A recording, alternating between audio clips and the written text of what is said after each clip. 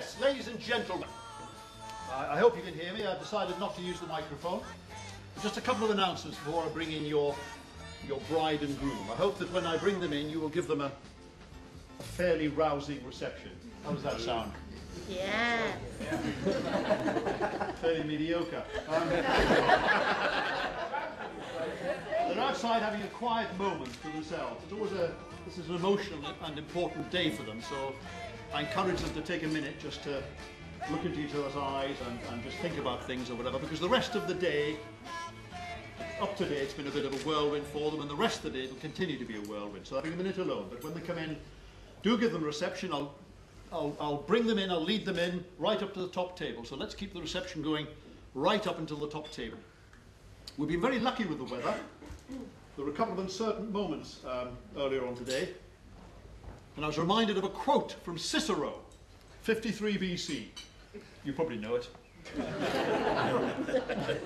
Uncertain weather that leads to glorious sunshine on your nuptials means happiness for the rest of your life. So there we are.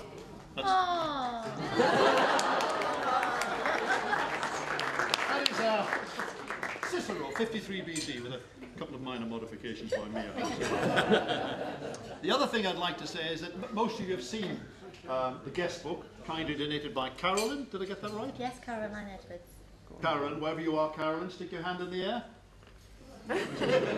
Carolyn has donated this guest book, so if you haven't had a chance to sign it, it's over on the table by the door where the presents are. Do, during the course of the evening, sign it, because that'll be a wonderful memory for Chris and Alex to look back on.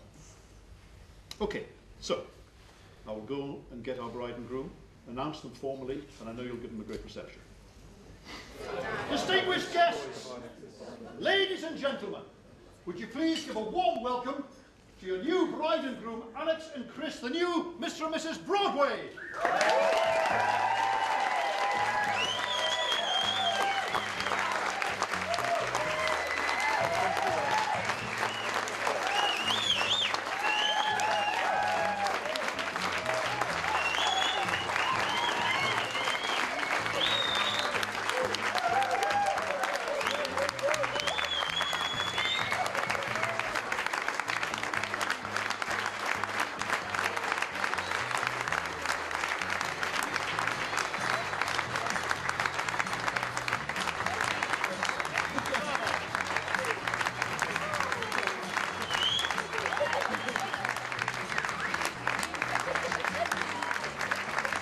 Well, in a moment, ladies and gentlemen, we're going to, the cake is going to be taken away, then we'll come back to you. We're going to segue subtly into the speeches, or toasts, as it should more properly be called. The word speeches sometimes makes people a little worried about delivering them. So I want you to, they are in fact toasts. I think we've got 3 toasts coming up, and I know they'll get us because you promised me when I came round to speak to you, you look like people who keep your word. Even though some of you are from Wales. Sorry,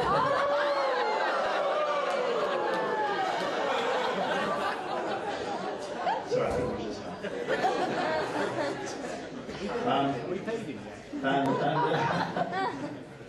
so, first of all, I'm going to ask the father of the bride, Lyndon, from Wales.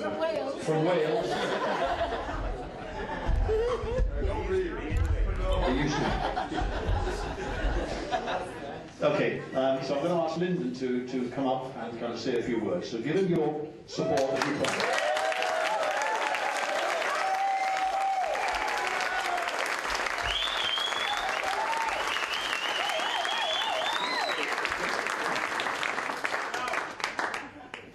Thank you, dear.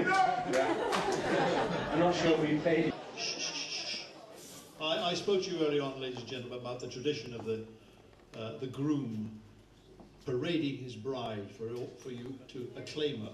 And this is the tradition that's now known as the first dance. So perhaps you'd like to kind of gather in a more supportive huddle and give Chris and Alex all the applause and support they deserve in doing this, their first dance. So ladies and gentlemen, I'm calling to the floor to perform their first dance as a married couple, Mr. and Mrs. Broadway.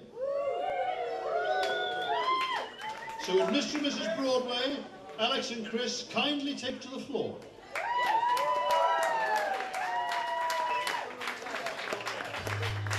Thank you.